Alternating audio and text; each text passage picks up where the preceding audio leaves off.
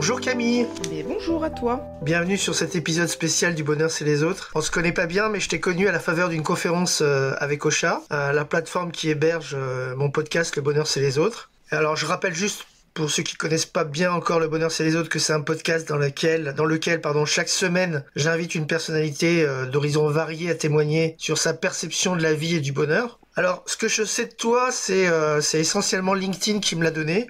Alors je vais résumer, tu vas me dire si j'ai bon. Ok. Alors tu as lancé une agence qui s'appelait Spotted ou Spotted, je sais pas comment ça se prononce, Spotted. L'agence Spotted, oui. Voilà, à 23 ans, ce qui est magnifique. Tu es une grande consommatrice de podcasts devant l'éternel et sur de nombreux sujets. Oui.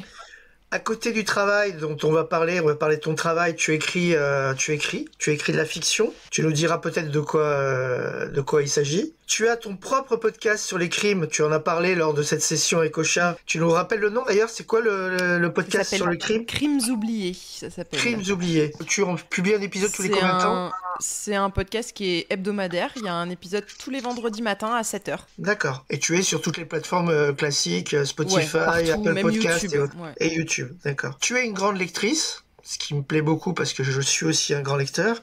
Et ton LinkedIn fait foi, tu aimes manger du fromage. C'est ce que tu as dit sur ton... C'est vrai que j'avais oublié que j'avais mis ça, mais c'est complètement vrai et ça ne s'arrêtera jamais, je pense. Voilà. Alors ça, je l'ai pas inventé, hein, c'est dans ta signature LinkedIn. Alors maintenant, professionnellement parlant, depuis 2019, tu travailles en indépendante. Tu es productrice de podcasts, mais des podcasts de marque. Et tu aides les entreprises à faire tout un tas de choses, notamment attirer des nouveaux talents, permettre de faire exploser leur audience, si tu me permets l'expression, et réinventer leur marque.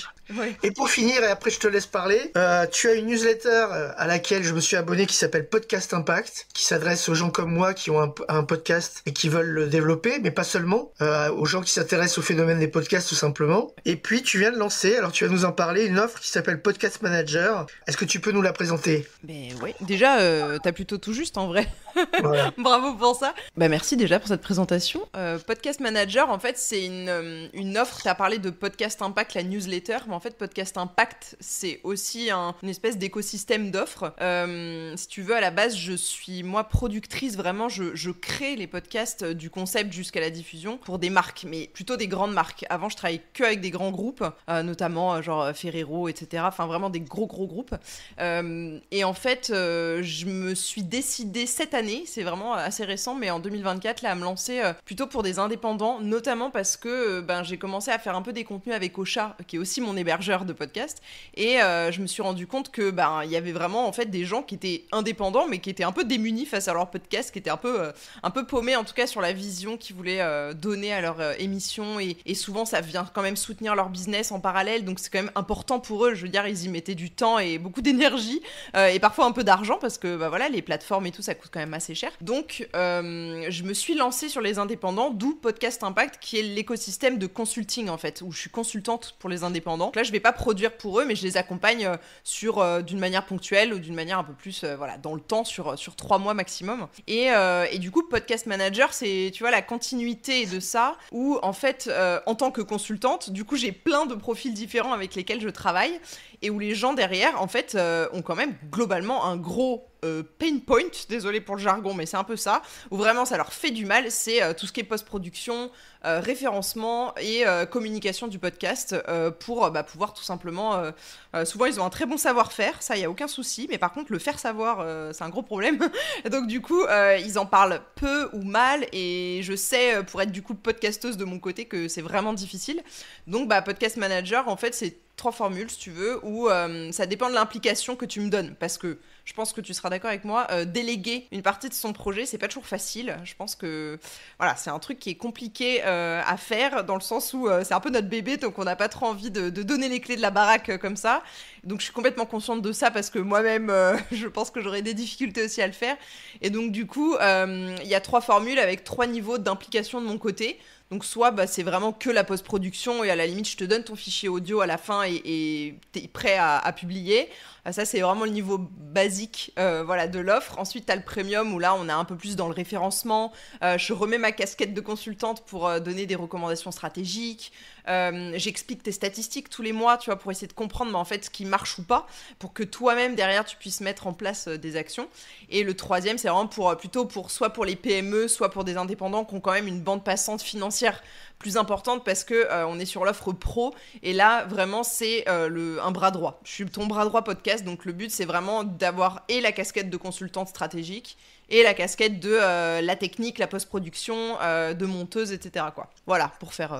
Et c'est quoi ton modèle économique? En fait, c'est un abonnement, Ouais, c'est un abonnement pour podcast Impact, donc le consulting. On est vraiment sur soit du ponctuel, donc à l'heure, à la carte, soit avec des accompagnements qui sont sur 3 mois. Donc là, tu as un pack, c'est vraiment un pack de 3 mois. Il y a 3 séances différentes et à chaque fois, on voit entre les séances, il y a plein des exercices, etc. Et sur Podcast Manager, c'est au mois. Donc c'est un abonnement au mois. Les 2 premiers, donc le basique et le premium, sont sans engagement pour que, déjà, on s'habitue à travailler ensemble pour voir que si ça match bien, etc. Et le pro, lui, est sur un engagement de 3 mois minimum, dans le sens où il y a de la stratégie. Donc moi, j'ai besoin de recul, en fait, pour savoir si ça marche ou pas et si j'ai besoin d'ajuster des choses. Donc voilà, on est sur sans engagement pour les 2 premiers et ensuite un abonnement 3 mois pour le plus gros, quoi. D'accord. Alors, on va profiter de cet échange et de ce premier épisode un peu spécial, puisqu'on le fait à la fois en vidéo et en audio. Sachant que tous mes épisodes du podcast jusqu'ici n'étaient qu'en audio. Il y avait bien une reprise sur YouTube, mais avec une image statique et simplement le son qui défilait. Là, on va faire vraiment. Je fais ce premier épisode. C'est aussi un test en vidéo avec toi, et je te remercie de jouer le jeu et d'avoir accepté. Avant d'aborder le questionnaire, j'ai une question personnelle. J'ai vu un post de toi il y a quelques jours sur LinkedIn où tu disais que tu avais traversé un trou d'air, où tu disais que tu avais eu un gros, non pas une dépression, mais une grosse déprime. D'abord, est-ce que ça va mieux? Et est-ce que le fait de t'exprimer comme ça, c'est important pour toi de révéler un petit peu, de révéler un peu cette partie-là? Je sens que ça t'émeut d'ailleurs. C'était une année difficile, 2024, on enregistre Ouais. en novembre là, et ouais, c'était long. Je pense que c'est important d'en parler dans le sens où, je sais pas toi sur ton LinkedIn, mais moi j'ai beaucoup de gens où globalement c'est le monde des bisounours dans leur vie, je sais pas comment ils font, mais tout va bien, y a aucun souci. Alors que quand tu parles en off aux gens, déjà en termes de business, ça a été une année difficile notamment pour les consultants, enfin voilà, tous les métiers de l'accompagnement. Ça a été difficile, je pense que les gens avaient aussi moins de budget, moins d'envie aussi de peut-être se remettre en question sur plein de choses. Voilà, c'était une année un peu de transition pour moi parce qu'il y avait cette espèce de pivot entre le podcast de Marc et l'accompagnement, donc c'était aussi difficile. Et ouais, au niveau perso, je suis pas trop une m'étendre dessus, mais globalement j'ai eu des problèmes de santé qui sont en train un peu de se résoudre au fur et à mesure. Mais c'est là qu'on se rend compte que du coup ça prend un peu toute la place, et je pense que parfois il y a des années où le perso prend plus de place que le pro. Et moi, ça fait depuis 2019 que le pro prend pas 100% de la place, mais beaucoup, beaucoup de place. Et je pense que là, je me suis pris un peu une petite claque de me dire, en fait, il y a une vie à côté, tu vois, tu l'as un peu négligée. Et donc, ouais, je pense que c'était un peu un passage à vide, mais assez nécessaire parce que... Enfin, nécessaire, c'est jamais nécessaire de se prendre des mauvaises nouvelles dans la tête, tu vois, mais je pense que y a des périodes de remise en question et d'introspection qui sont assez intéressantes. Et moi, j'écris beaucoup au quotidien, notamment sur ça, avec du journaling et tout, et je pense que c'est important, en fait, d'avoir ces périodes-là. Je pense que ça marche avec le bonheur comme sujet, parce que je pense que sans ça, on n'arrive pas à se rendre compte vraiment les moments où finalement, ça allait pas trop mal, tu vois. Donc, je pense qu'on est souvent un peu à s'apitoyer, tu vois, mais... Et est-ce que tu as connu une période où tu étais en salarié, en CDI, ou tu n'as jamais connu ça? Non, en CDI, non, parce que j'ai fait un stage de fin d'études après mon MBA, j'avais 23 ans, je pense, et j'ai fait 6 mois dans une très très grosse banque au Luxembourg. Vraiment, on était au top du salariat. Enfin, globalement, c'était vraiment, s'il y avait un endroit caractéristique pour ça, c'était là-bas. Ça s'est pas mal passé du tout, vu que j'ai continué à travailler avec la banque derrière en freelance. Mais moi, de mon côté, ça s'est mal passé dans ma tête, où je me suis rendu compte que je pourrais pas survivre, en fait. Non, c'était pas possible. Je pense que c'était une question de survie à ce niveau-là. Alors moi, je te pose la question parce que, à titre personnel, j'ai basculé d'un statut CDI où j'étais depuis 10 ans au printemps dernier pour redevenir freelance, puisque je l'ai été déjà, j'avais déjà été indépendant à une époque. Et c'est vrai que ce que tu exprimes de la santé mentale, c'est quelque chose qui prend une forme tout à fait différente quand tu es salarié de quand tu es freelance. Clairement. Et quand tu es à ton compte, en fait, tu peux avoir 42 fièvres, tu peux avoir des problèmes en tout genre, et j'en ai beaucoup, mais tu tiens la route, en fait. Tu continues parce que tu es obligé, en fait. Quelque part, tu es sur un équilibre. Voilà. Maintenant, c'est vrai que tu as besoin d'avoir des moments de retour à soi, Ouais, et je voilà. pense. Voilà. Je Alors, pense, et parfois c'est pas toi qui choisis quand, hmm.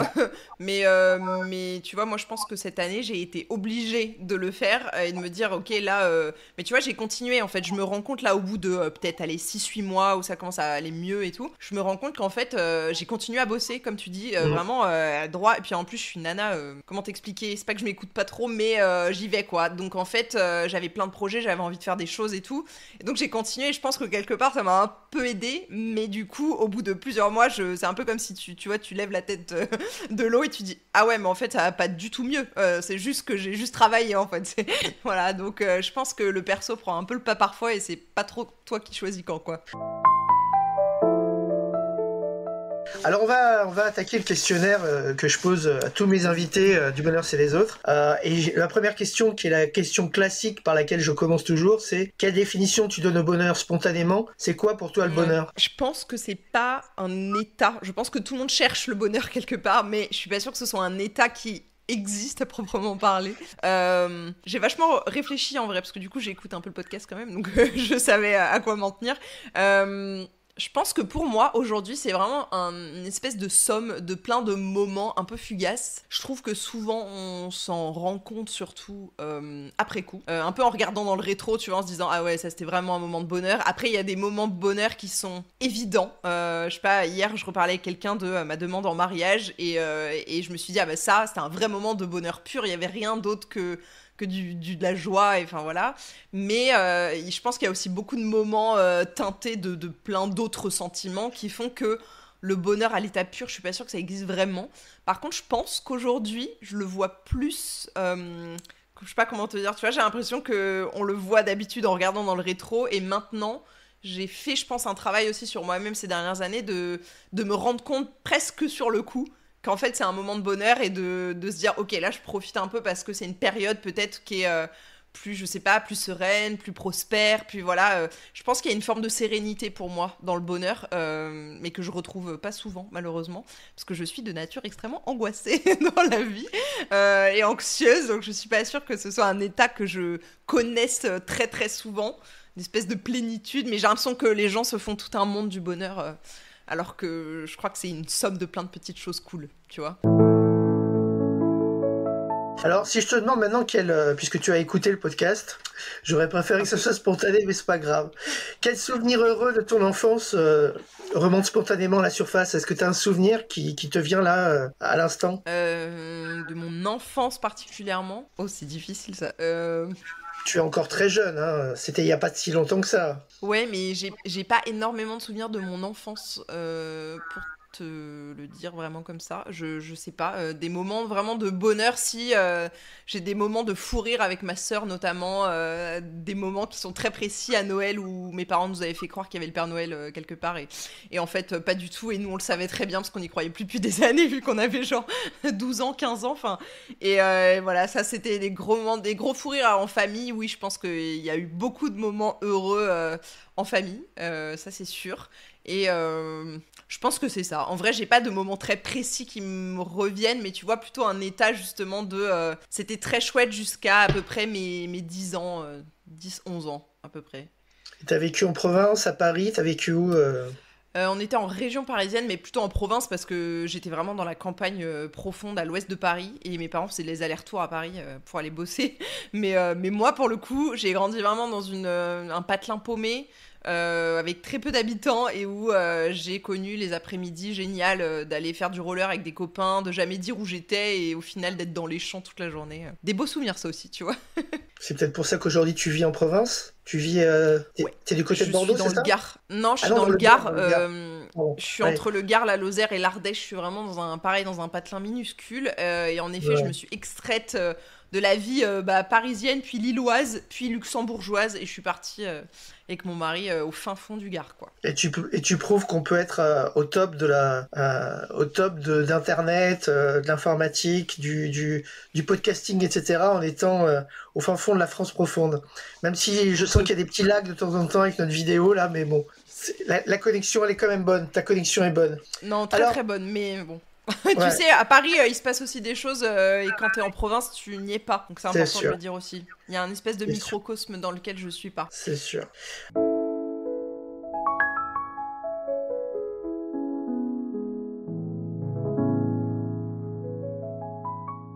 Alors la question suivante, c'est, tu l'as dit, tu es une grande lectrice. C'est quoi le livre, mais je peux ajouter le film ou la pièce de théâtre, ou bien encore l'auteur qui t'ont marqué de façon indélébile, et pourquoi ? Ça, c'est marrant. Il y en a 2, en fait. J'ai le droit à un bonus. Oui, t'as le droit. Ok, le premier, c'est un livre qui s'appelle On ira voir la mer de Olivier Adam, qui est un de mes auteurs un peu phares, mais surtout plutôt de mon adolescence. C'est un livre qui est très court et qui parle de l'enfance. Il était classé en jeunesse à l'époque. Je ne comprends pas pourquoi. Ce livre est extrêmement dur. C'est un livre qui m'a... d'Olivier Adam, d'ailleurs. Ouais, voilà, on est d'accord.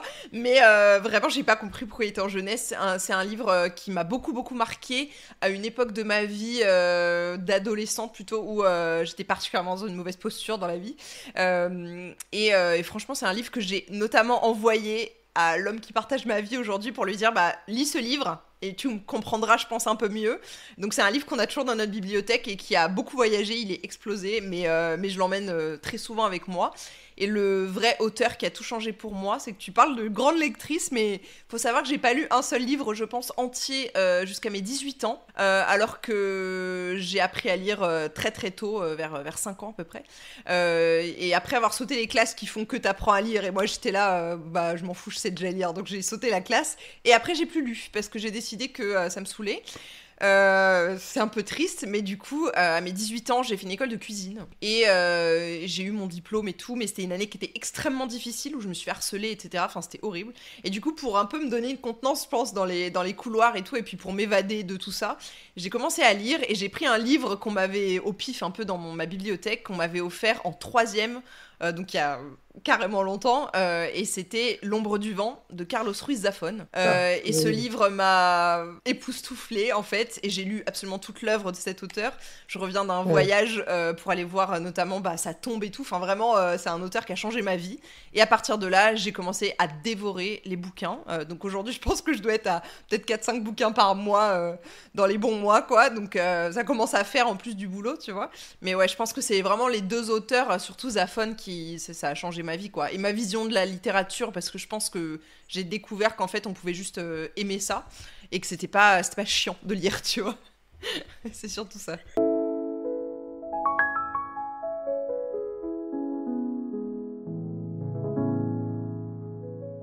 Alors maintenant, j'ai envie de te demander de quoi tu ne voudrais surtout pas te priver dans la vie, à part le fromage. Mes proches, déjà, je pense que c'est un vrai truc. La famille, c'est très important. Même si, il y a des hauts, des bas et tout, mais je pense qu'avoir des gens, d'être bien entouré, c'est important. Même si c'est pas que. Et ils vivent pas loin de chez toi ? Ils vivent pas loin de là où tu habites ? Non, pas du tout. Mes parents, ils habitent sur la Côte d'Azur. Ma sœur habite à Lyon, donc pas du tout. Ah, Ils sont pas proches de moi, mais on l'a été fut un temps. Voilà, on n'était pas trop éloignés. Mais c'est pour ça qu'Internet existe. Hein, on s'appelle et tout. Mais non, ça, je pense que la lecture aujourd'hui, je pense que je pourrais plus m'en passer. J'ai envie de dire le podcast, mais c'est un peu facile. Mais en même temps, c'est franchement 90% de mes journées, donc je me sentirais un peu vide sans ça. Mais le gros truc sans lequel je pourrais pas vivre, je pense, c'est l'écriture. Parce que ça a toujours fait partie de ma vie et ça, c'est un peu la seule constante, tu vois. Dis-nous ce que tu écris d'ailleurs, sur quoi tu écris. Écoute, en ce moment, je suis dans un livre qui est plutôt autobiographique, un peu, je sais pas si tu es amateur de Lionel Duroy, mais c'est un peu lui qui m'a donné envie aussi d'écrire de cette manière-là. Donc on est plus sur un truc autobiographique, mais c'est la première fois que je me lance là-dedans.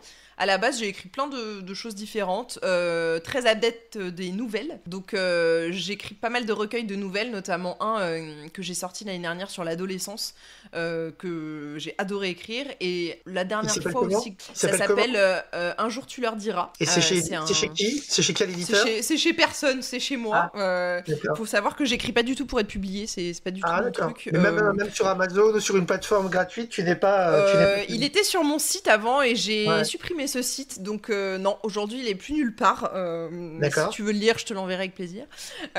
Voilà. Mais sinon, non, j'ai écrit un roman policier il y a pas très longtemps. C'est plutôt du thriller psychologique, mais c'est historique. Donc tu vois, c'était avant Crimes oubliés, donc c'était les prémices de me lancer là-dedans. Ça s'appelle Antipyrine et c'est un roman sur une histoire vraie. Donc c'est un peu romancé, on va dire, dans les blancs de l'enquête, mais c'est vraiment une histoire vraie, l'histoire de Marie Bourrette qui a empoisonné un gars globalement sans faire exprès, et je trouvais ça incroyable. Mais son histoire était très cool. C'est pas Marie Bénard, c'est Marie Bourrette. Marie Bourrette, voilà. D'accord. Elle a presque elle a les mêmes initiales, mais c'est pas la. Et c'est aussi une empoisonneuse. Mais c'est elle a empoisonné un gars à l'antipyrine, justement, d'où le nom du livre, mais c'était pas le gars qu'elle voulait empoisonner, donc j'ai trouvé ça quand même assez cocasse.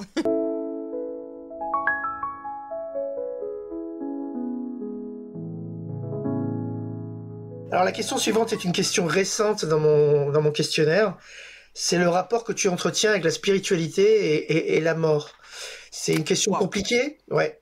C'est est-ce que tu as un rapport particulier à la spiritualité et à la mort? Quand je dis à la mort, c'est à la mort des autres en général, mais ça peut être aussi au fait de savoir que forcément on est mortel et qu'à un moment donné on va mourir.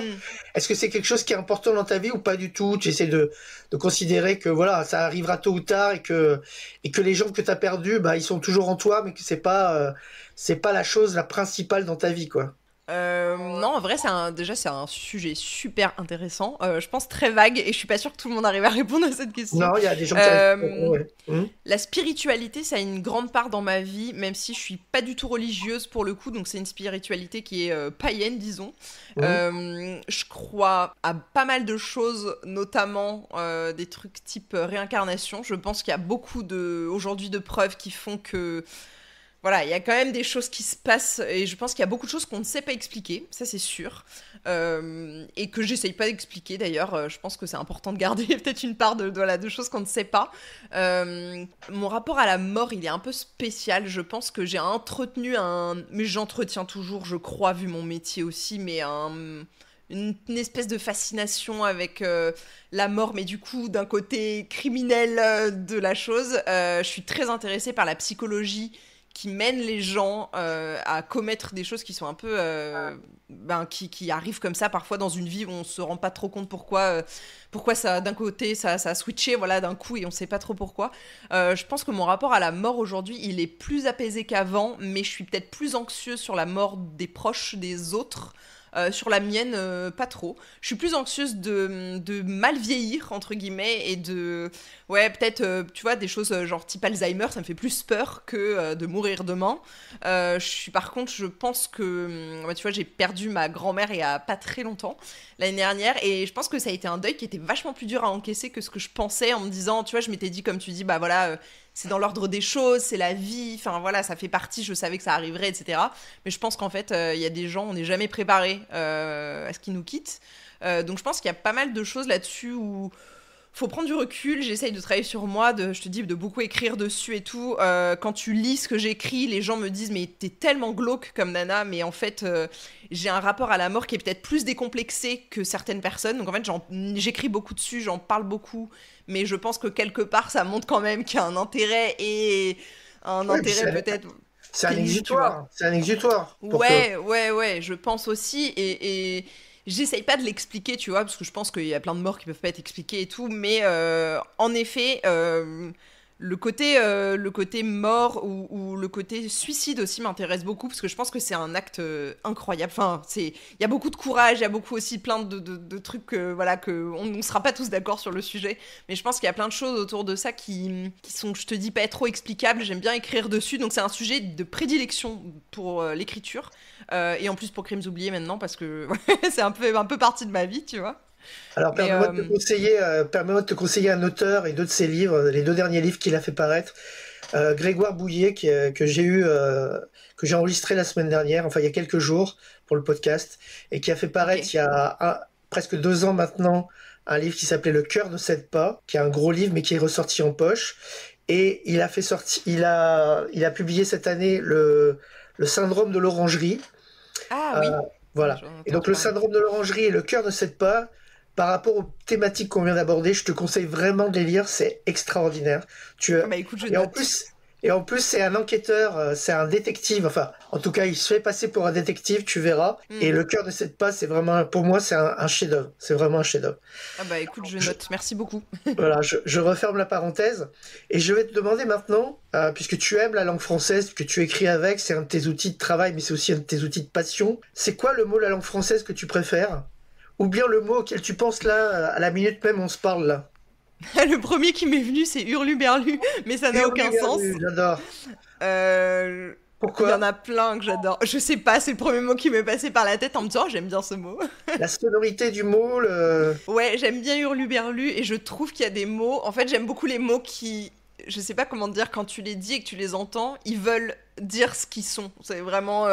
Je sais pas comment dire, genre miche, tu vois. Tu vois, une miche, et ben, tu sais que c'est mou. C'est un il y a peu une ça, tu vois. cohérence entre le son du mot Ouais. et Et et l'histoire. Hurluberlu, ça fait farfelu, tu vois. Tu comprends que c'est n'importe quoi.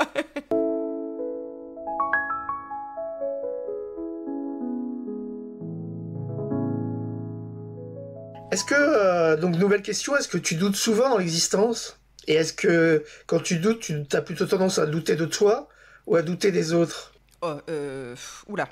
Bon alors du coup on va tomber dans mes travers, mais je pense que j'ai un petit problème de confiance, ça c'est clair.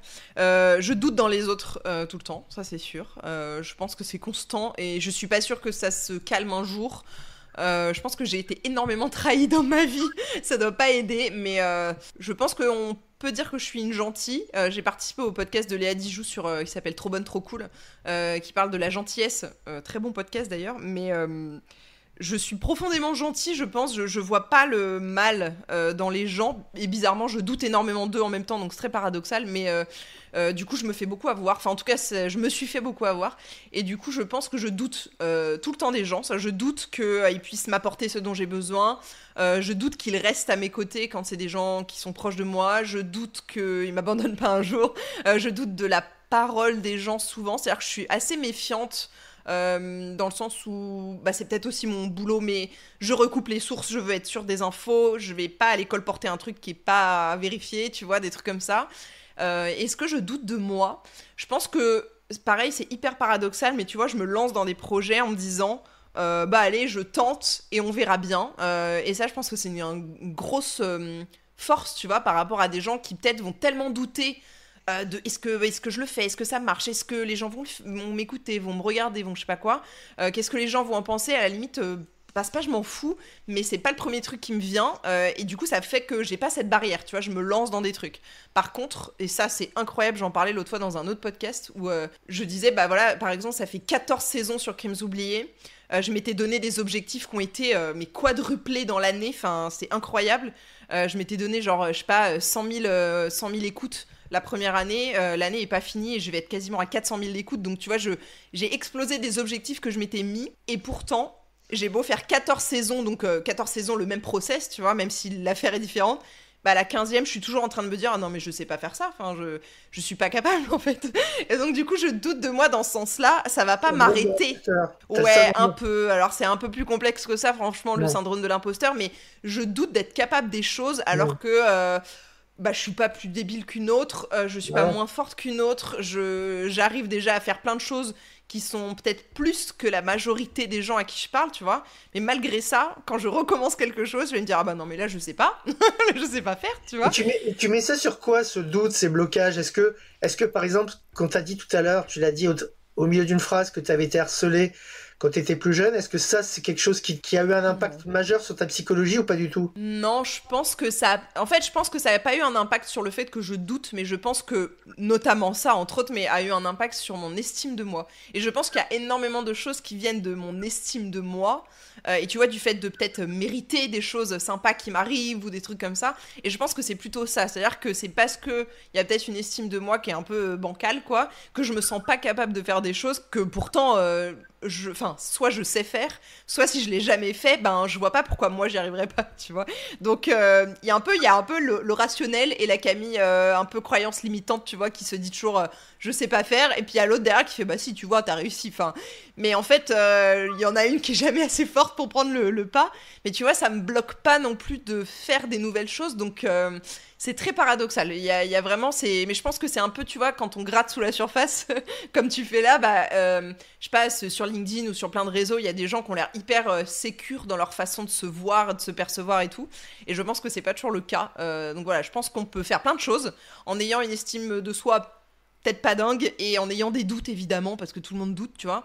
Mais je pense que ça doit pas nous empêcher de tester des trucs et au pire ça marche pas, tu vois. Enfin, Oui. moi chaque fois maintenant L'important, mon mantra c'est ça, tu vois. C'est et ouais. pourquoi pas, genre au pire quoi. Enfin, tu vois. L'important, tu disais qu'il y avait des gens qui affichaient leur sérénité, leur bonheur, leur capacité à tout faire sur LinkedIn. Mais en réalité, l'important, je pense que tu seras d'accord, c'est de ne pas se mentir à soi-même. C'est C'est-à-dire ça. être capable de savoir, de connaître ses limites, de savoir Mm. ce qu'on peut faire, ce qu'on peut pas faire, et de pas se mentir. Et le post que tu as publié sur LinkedIn où tu disais que t'étais pas bien, que t'étais passé par une période de galère, Ouais, c'est vrai. etc. Quelque part, t'as pris à témoin les gens, mais en même temps, bah, tu t'es pas menti à toi-même. T'as voulu aller au bout de ta vérité, en fait. Ouais, puis ça a été une année, je pense, où on m'a moins vue sur les réseaux, où j'avais pas envie en fait de partager parce que j'étais au fond du trou. Que Ouais. clairement, c'est des trucs, tu vois, c'est un peu toujours un peu compliqué de dire ah bah ça va pas trop, mais de pas dire pourquoi. Je comprends, voilà, les gens sont un peu curieux et tout, mais moi j'ai pas envie de m'étaler sur ma vie privée, notamment sur LinkedIn. Je pense que ça fait pas partie de mon C'est personal pas le branding de lieu. base, tu vois. Ouais. Voilà, c'est ni le lieu, ni j'ai pas envie de faire partie de ça, tu vois. Mais je pense que c'est important de dire aux gens, bah en fait, surtout dans une période d'entrepreneuriat qui est longue, moi ça fait 5 ans que je suis à mon compte, ça me paraît être une éternité en vrai. Il s'est passé énormément de choses, plein de pivots, de changements, de plein de résilience aussi, même si c'est un peu galvaudé aujourd'hui, tu vois. Et je me dis, bah en fait, c'est important de montrer que bah il y a carrément parfois un mois qui va pas bien, mais parfois il y a des années qui sont creuses, quoi. Il y a des années qui sont difficiles et où finalement bah le chiffre d'affaires il va être peut-être pourri, mais derrière, ben, je me suis peut-être sauvé la vie, tu vois, où je me suis remise en question sur plein d'autres choses. Et je pense que c'est important, en fait, humainement, de montrer aux gens que bah, derrière, il y a des vrais humains. Que je suis pas juste une offre, tu vois. Et que derrière, bah, il y a des humains et qu'il y a des fois où, ben, ouais, tu vois, après ce post-là, il y a des clients qui sont venus me parler en privé, qui m'ont dit, oh, mais j'avais aucune idée que tu traversais ça, en fait. Et je leur ai dit, bah non, parce que c'est mon job, en fait, de faire en sorte que ça se voit pas et que d'être aussi professionnelle, d'être aussi compétente et tout. Mais ça veut pas dire que derrière, c'est la folie, quoi, tu vois.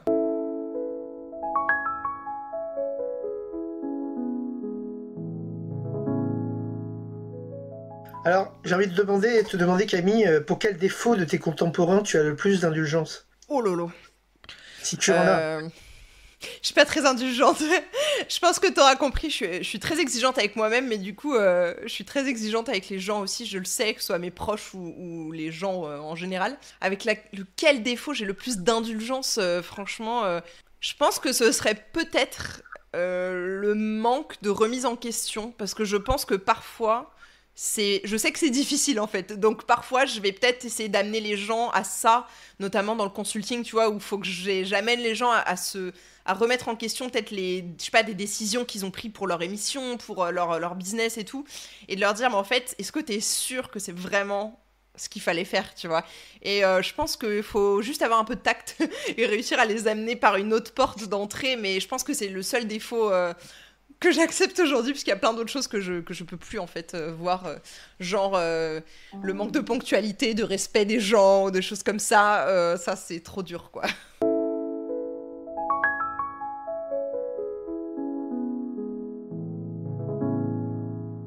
Alors, dans le monde du consulting, comme dans tout le reste du monde, en fait, et particulièrement en France, il y a des gens qui cultivent l'optimisme, qui sont optimistes de nature, et des gens qui sont pessimistes de nature. Et puis, il y a des gens qui sont, suivant les situations, plus ou moins optimistes ou plus ou moins pessimistes. Il reste que la France est un pays particulièrement pessimiste. Et donc, moi, je cherche quelles sont les pistes, quelles sont chez chacun, quelles sont les voies de l'optimisme. Donc toi, qu'est-ce qui te rend optimiste dans la vie ou dans l'état de la société? Et comment on peut être optimiste pour l'avenir? Tu disais que tu étais anxieuse. Est-ce que cette anxiété personnelle, elle rejoint une anxiété générale? Et est-ce que du coup tu as du mal à être optimiste pour l'avenir? Je pense que mon anxiété, elle rejoint forcément une anxiété qui se généralise dans tous les cas, mais j'étais très pessimiste enfant, vraiment, très très pessimiste, qui est étrange à moins de 10 ans, mais vraiment la vie c'était nul quoi. Mais j'ai changé, je suis assez optimiste aujourd'hui, je dirais. Dans la vie de tous les jours, j'essaye de l'être en tout cas. Je sais pas trop répondre à cette question. Je pense que pour être optimiste aujourd'hui, il faut justement réussir à percevoir toutes les petits traits de lumière, tu vois, qu'il y a dans nos vies. Et justement, ça passe par, tu vois, des podcasts comme le tien ou des gens, moi, avec qui je travaille, où je me dis, ah ouais, cette personne, elle est vraiment intéressante, ou cette situation-là, elle donne vraiment de l'espoir, ou je pense qu'il y a même des médias aujourd'hui qui essayent, alors il y en a pas beaucoup, hein, mais qui essayent de montrer, tu vois, aussi les bonnes nouvelles qui se passent dans le monde et tout. Il y en a pas beaucoup, malheureusement, mais il y en a. Ils ont moins de succès Tu vois. ils ont moins de succès forcément que les médias qui parlent Exactement. de. Voilà. C'est un peu la nature humaine qui veut ça, Ouais, et c'est ça. particulièrement en France. Particulièrement en C'est France. ça.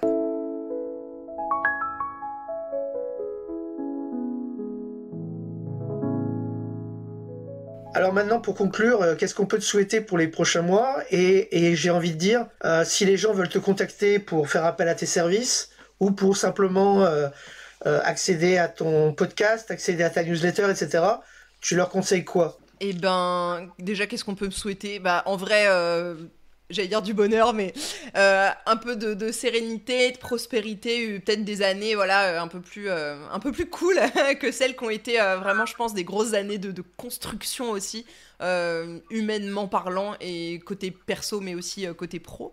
Donc ça c'est cool, déjà plein de choses comme ça, plein d'écriture, plein de bons moments là-dessus et plein de découvertes aussi parce que j'aime bien. Mais si jamais ils veulent me contacter, et ben sur LinkedIn globalement parce que je passe ma vie là-bas, qui a tout sur voilà sur la newsletter et tout. Donc si jamais vous êtes intéressé de près ou de loin par le podcast, bah, c'est l'endroit où il faut me checker. Et pour Crimes oubliés, bah écoutez, Crimes oubliés partout. Ils sont partout dans toutes les plateformes et j'avoue, ça grandit à vue d'œil, donc je suis trop contente de Ben, voir que c'est un podcast qui plaît, quoi. ben, on va écouter ça et sache que le premier livre dont je t'ai parlé de Grégoire Bouillet qui s'appelle Le cœur ne cède pas, c'était un crime oublié justement. Mais Eh c'était un ben, autre parfait. crime oublié, c'est un suicide oublié en fait. Voilà. Et tu verras. Bah écoute, franchement, je me le note dans ma pile à lire, un de plus à lire, mais je prends note. Ben, Merci. en tout cas, on te remercie d'avoir participé à cet épisode du Bonheur c'est les autres. Bah Et, merci à toi.